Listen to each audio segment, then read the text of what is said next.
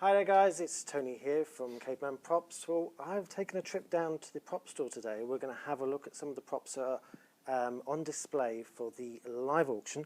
I've been joined by Tim Laws here of the prop store, who's kindly agreed to give us his time to talk about some of these items.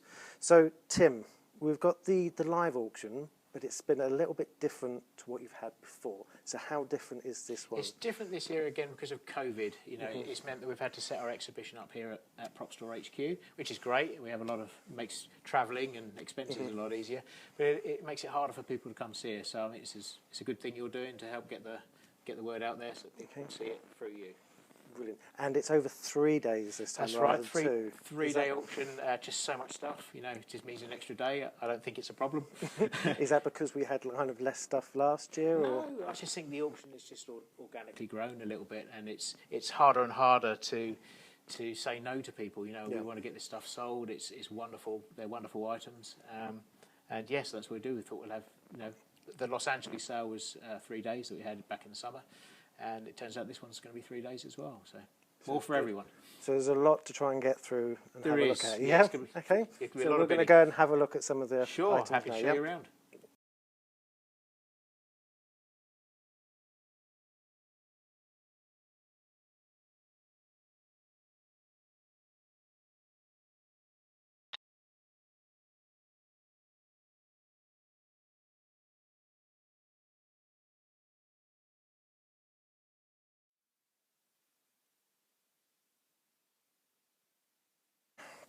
Right then, Tim, so we've got a wonderful piece here from Star Wars. Can you tell us a bit more about this? Yeah, this is probably the star of the show.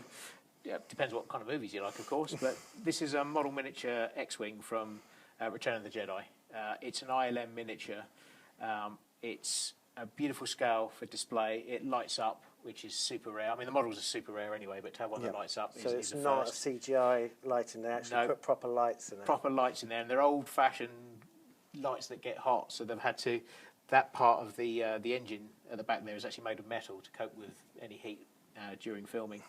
And what the ILM guys did back then was it was much cheaper and easier to buy commercially available model kits and convert them. So they built them like an Airfix kit, like we all did, but then it goes up a level with this paint job. I mean, so this is basically an Airfix one, but better. Yeah, it's just been to the nth degree. I mean, it's just the painting on it is mind-blowing. It's so realistic. It's so good.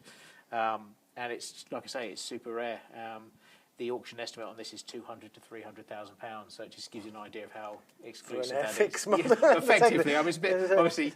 It's got a little bit more provenance than that. Just incredible. Yeah, the provenance is impeccable, and it's just beautiful. Brilliant. That is amazing. Okay, so what else have we got there then? Well, the other piece I think I need to draw your attention to really is the Stormtrooper helmet, again from Return of the Jedi. It's one of the ones in best. You know, I don't think we've ever had one in better condition. It's all original on there, with the exception of the lenses; those are replaced. But everything else on there is original to the day it was filmed, and you know. I don't like using the word iconic, but that image is... Instant, you don't need to know what it's from. Anybody can tell you what that is. You don't need a label on it. It's Definitely automatically recognisable exactly what it is. Exactly. And obviously by Return of the Jedi there was quite a fandom. So collectors would have probably been on replicas of these. Yeah, I think this does resonate with a lot of people because certainly some of the collectors we're talking to, Jedi seemed to be the first film they saw at the movie theatres. So there's a lot of love for the Jedi stuff, which I find very interesting because I'm a little bit older. But you know, I think you're hard pushed to beat that. If you were only going to have one prop in your collection and it was a Stormtrooper helmet, I think you'd be pretty happy. Yeah. Brilliant. We also have a lightsaber here. We do, yeah. Which one is that from? Yeah, so this is pretty cool. So this is from Revenge of the Sith. It's an Anakin Sabre. It's a hero saber, so it's finished with all the detail and the the finish for a nice close-up shot. But it's a lightweight version, so to hang on his belt. So really, so really nice. Wooden nation. So this was actually iconic. Would have been based off the first one that Luke would have been given. Yep, you got it. And so it would have been based off the Graflex. Yes, the Graflex flash gun. Which photographers now hate because they can't get hold of them. They can't get hold of them because everybody wants them to build their replicas. Yeah, but so you've got the heritage there in that lightsaber too. Oh, that's amazing. We also have one in the middle here as Yep, well. that's a hero, Darth Maul from Darth Maul, Phantom Menace. Yeah. So would that have been just the one he would have carried without? Yeah, this one's again. It's for close-up shots. It's really nicely finished. Has the metal edges at the end as well, for where the special effect blades would have gone in. Because that was the first time they got someone to do a double-ended Yes, lightsaber. So it was a bit different, wasn't it? Yeah, we all remember the press at the time as well, seeing Ray Park using that because it was pretty skillfully done.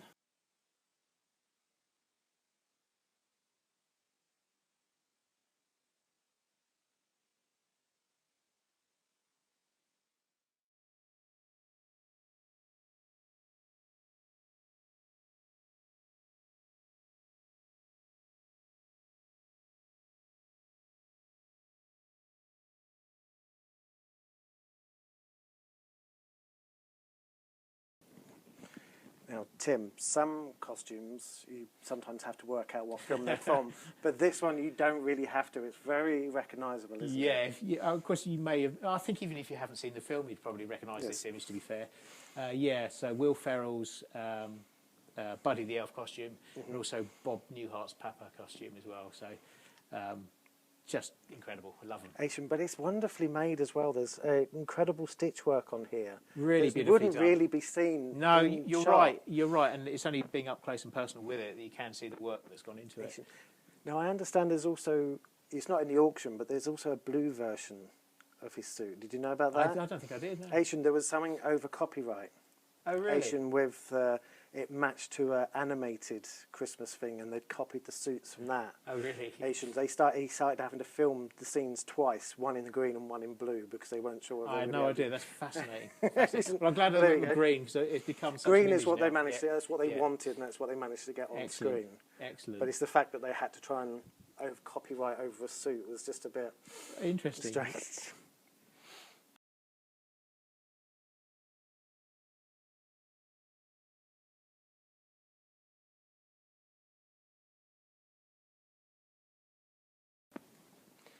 Now, obviously, this area of the sort of your exhibition here is quite iconic because all of these are quite very recognisable. Yeah, I think so. Different genres here, isn't there? Yeah. So we've got to start with Darth Vader, of course. Yep. This is a super rare promo costume that was used for the promotion of the special edition movies when they came out in the late 90s. Right. And this was created by a guy who used to work in the archives, so it's a very accurate costume. And it's the first one, again, that's come to market, so it'll be very interesting to see how it's received. That's good. And we also have a very good costume of Spider-Man here. Yeah. So which one is this from? This is Spider-Man 3, so this is a Tobey Maguire. Tobey Maguire, yeah. The muscle suit that's underneath there is something he wore for filming. It's an actual used piece. So they gave him fake muscles. They did, unfortunately. It's kind of ruins the image a bit. Yeah. But the costume is a backup one that never actually got filmed on, Right. which is good from a collecting point of view because the condition of it is just remarkable, as you can see. It's in excellent condition. Yeah, this is a foam rubber. The actual webbing that's on there, that really detailed, intricate pattern, is foam rubber. And because it hasn't been worn for filming, it's in remarkable condition. There's one or two little breaks, one or two little faults on there, but overall it's absolutely in perfect condition.